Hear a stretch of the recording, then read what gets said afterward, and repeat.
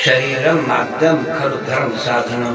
आपने भी ध्यान करना कि चटक मटक में कुछ नहीं रखा है। अगर आपका शरीर स्वस्थ है तो धर्म कर्म भी कर सकोगे और न भजन भी नहीं कर सकोगे भगवान का, अगर शरीर स्वस्थ। इसलिए शुद्ध खाइए, शुद्ध कमाइए, आपका विचार भी शुद्ध होगा, आपका आचार व्यवहार भी पवित्र होगा। तो 4 साल गोकुल में रहे भगवान, और 4 साल के जब पूर्ण हुए गोकुल छोड़कर वृंदावन वास किया और गोपाल बने। कल परीक्षित ने प्रश्न किया था कथा में, तो महाराज क्या जरूरत पड़ी गोपाल बनने की भगवान, इसलिए भटकना बड़ा दिन लगा कौवों के पीछे। तो 2 कारण थे भगवान के गोपाल बनने के। बताया था कल आपको, गौ माता की सेवा करने से सोई हुई ईश्वरीय शक्तियां जाग आती है। ये सब कलाएं हम आप लोगों के अंदर, सबके अंदर है, लेकिन सोई पड़ी है। तो गौ माता की सेवा करने से ये ईश्वरीय शक्तियां जागृत हो जाती है। दूसरा कारण था गोपाल बनने का, उस समय के जितने भी दैत्य थे बड़े बड़े, आज की भाषा में जिनको आतंकवादी कहें, ये वृंदावन का अड्डा बना हुआ छोड़ने का। अधिकतर आतंकवादी वृंदावन में छुपे हुए थे। तो इन सब दैत्यों को ढूंढने का और समाप्त करने का गुप्त साधन था गौचारण, क्योंकि गौएं सारे वृंदावन में चलेगी और गौ सेवा करते करते एक एक दैत्य को भगवान ने समाप्त किया। मैं सुना था कलकत्ता में आपने बकासुर का संहार किया, अघासुर मारा गया, ये पाप का प्रतीक था अघासुर।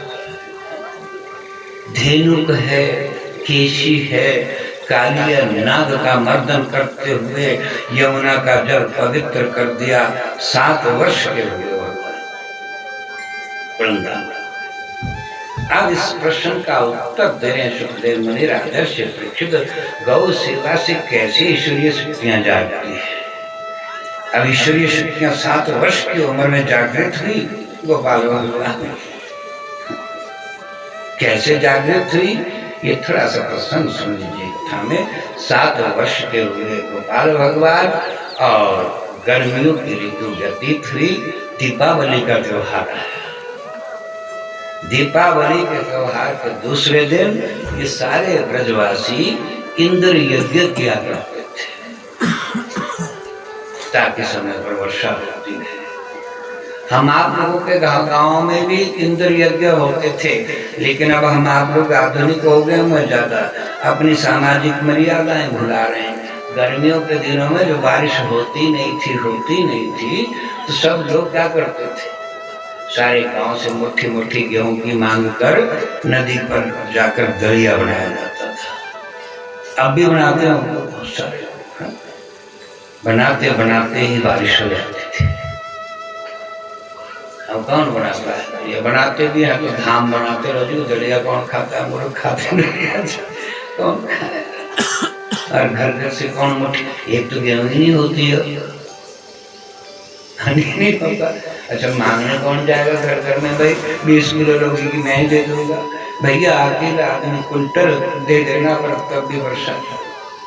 ये जो बड़ी सुंदर विधि बता रहा हूँ आपको प्रार्थना की, ये जो घर घर से अन्न की मुट्ठी मांगी जाती थी, ये घर घर की प्रार्थना होती थी।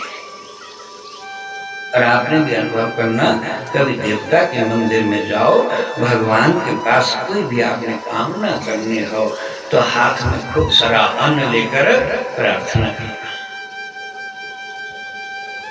ये ऐसा कनेक्शन है जैसे आज 4G का कनेक्शन है, 5G का कनेक्शन है।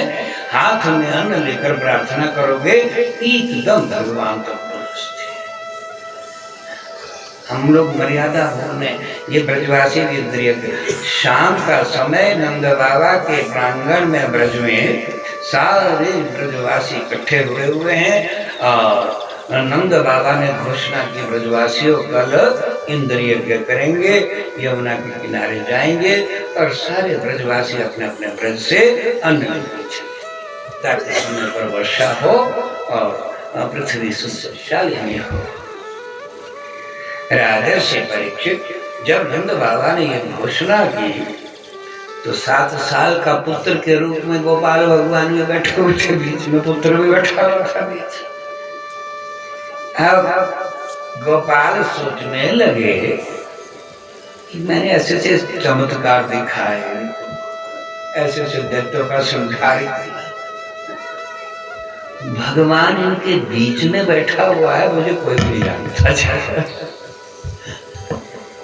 सोच रहे 7 साल कन्हैया, सोच मुझे कोई भी नहीं जानता, ऐसे ऐसे चमत्कार दिखाया, पूतना का वध किया, शक्रासुर मारा, वर्त मारा, बकासुर मारा, घासुर मारा, और मुझे कोई भी नहीं जानता। भगवान इनके बीच में बैठा हुआ है और ये देवताओं की ओर दौड़ रहे। खड़ा हो गया पुत्र, 7 साल का पुत्र खड़ा हो गया, गोपाल खड़े हो गए। नंद बाबा से कुछ बैठे, कहने लगे बाबा एक बात पूछो। कहने लगा हाँ पूछ बेटा। हे बाबा ये हर साल आप इंद्रिय यज्ञ करते हैं, क्या आपने इंद्र को देखा है? बच्चा पूछ देता है। आपने भी अनुभव करना, कहीं बच्चे की उंगली पकड़ कर जा रहा, चाहे दादा जा रहा, चाहे पिता जा रहा हो, मान लो बाजार में ही जा रहे हैं, स्वभाव है उसका जानने का, हर बात पूछेगा दादा ये क्या है, ये क्या है, ये क्या है। कई बार ऐसा प्रश्न पूछ देता है बच्चा जिसका उत्तर नहीं दे पाते हम। आप लोग ना दे पाओ तो डांटना मत, हम लोग डांटते हैं बच्चे, अरे तो हो जाओ, डांटना। नंद बाबा से पूछ रहे हैं पुत्र रूप में भगवान, कह लगे बाबा क्या आपने इंद्र को देखा है? बस इतना पूछना था। 7 साल के पुत्र ने कि सारे ब्रजवासी बूढ़े बूढ़े गोपाल लग गए ताने देने नंद को। कहने लगे नंद 7 साल का छोरा तेरा है, इतना उदंड हो गया, देवताओं की बेइज्जती कर रहा। नंद बाबा के क्रोध में आ गए, कहने लगे बेटा क्या बोल रहा है? अब संसार को ज्ञान देने के लिए भगवान को भी ठीक बनना पड़ता है। कोई बोल रहा है अरे 7 साल का छोरा, ना बोलना आता, ना चलना बैठना आता, बैठ बैठ, बड़ी बात पूछ रहा है।